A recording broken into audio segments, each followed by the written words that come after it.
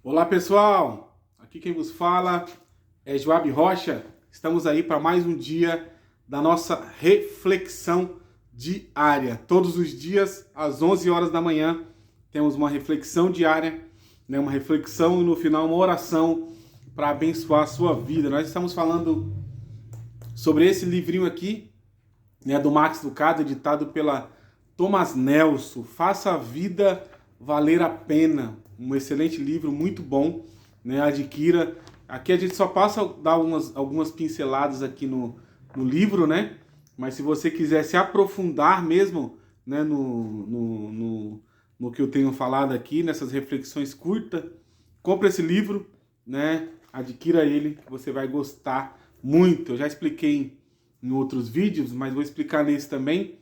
Esse livro é um devocional, do livro de Atos, de alguns capítulos, de como os cristãos, daquela época fizeram a vida valer a pena e como nós, hoje, como cristãos do século XXI, podemos também, fazer a nossa vida valer a pena, fazer a nossa vida valer a pena, Antes de dar continuidade, eu gostaria de convidar você que não é inscrito para se inscrever, deixar o seu like, seu comentário. Você que assiste pelo Instagram, vem aqui no meu canal do YouTube.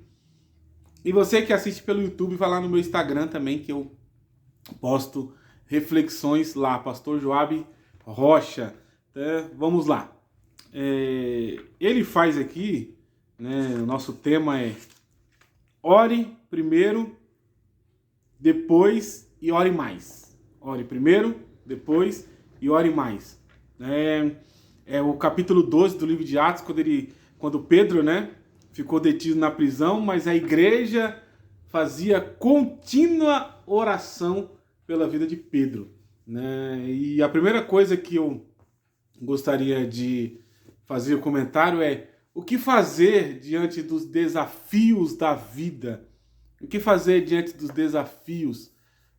A igreja, naquele momento, estava diante de um desafio, porque a igreja não tinha influência, a igreja não tinha poder político, poder financeiro, para poder intervir para que Pedro pudesse ser solto.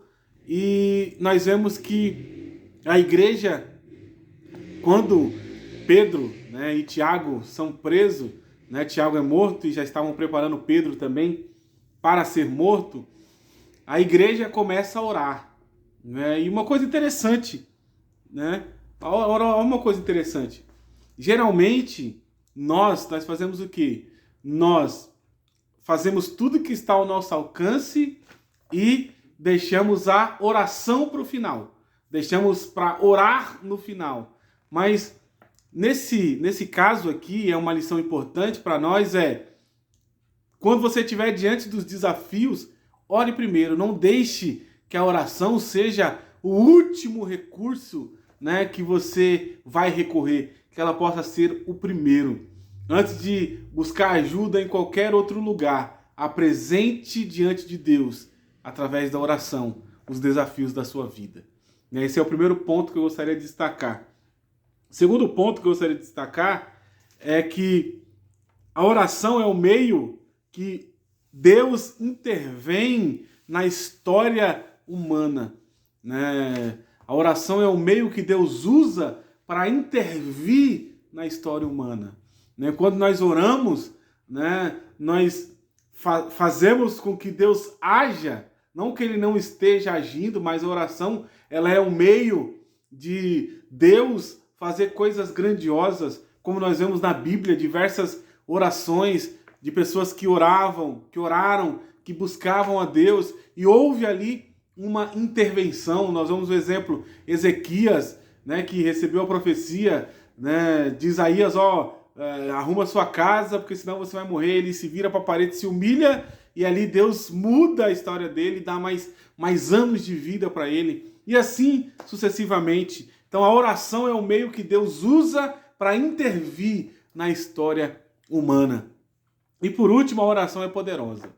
E há um segredo aqui que eu gostaria de falar para você, que a oração é poderosa não por causa daquele que ora, a oração é poderosa por causa daquele que ouve. quem ouve as orações é poderoso. E é por isso que você deve orar, por isso que você deve chegar diante dele. Porque a oração não depende do meu poder, depende do poder de Deus. Senhor, que nós possamos entender que a oração não é o último recurso, mas o primeiro. Que nós possamos entender que o Senhor pode fazer coisas extraordinárias através da oração. Que o Senhor possa nos fazer depender de Ti. É o que eu te peço, em nome de Jesus.